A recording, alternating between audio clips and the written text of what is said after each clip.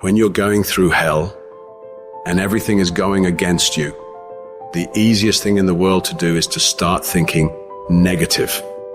The impulse to dream has been slowly beaten out of me through the experience of life. And that's what causes many of us to give up the experiences and the challenges, the defeats, the disappointments, and the failures of life. It's a natural inclination for us to put ourselves down. See, we are born negative, I think, in a negative consciousness because we live in a negative world. This world will try and beat you down. So you've got to begin to guard your mind against negative programming. Like turn off the television. Don't watch the news. If you look at the news, you cannot feel good looking at the news. It turns your power down. You've got to be conscious of that. Just try this. Just experiment with yourself. But start filtering the stuff you allow to come in your mind. So you've got to guard the kinds of things that you put in your mind. See, if you don't program your mind will be programmed because human beings are goal-oriented. Every time you hear that voice in your head telling you, we can't do this. This is too hard. This is too painful. This isn't worth it. You got to tell it to shut up. That voice is a liar. Don't allow that negative voice to overpower you. You block that out. It doesn't take any energy, any drive to stay down there on a low level, but it takes everything in you to pull yourself up, to tell yourself this is temporary. I can get through this. I'm better than this. I'm bolder than this.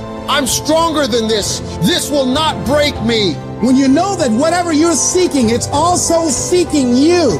You don't worry. You don't run scared. You don't think somebody's going to take it from you. You listen to your inner voice and you always take the high road. There will be the tendency, the natural inclination to take the low road. You must resist that.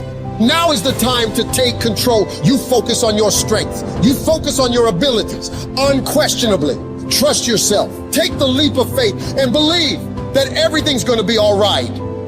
Anybody can hate. Anybody can be revengeful. Some people rather get revenge than get ahead in life.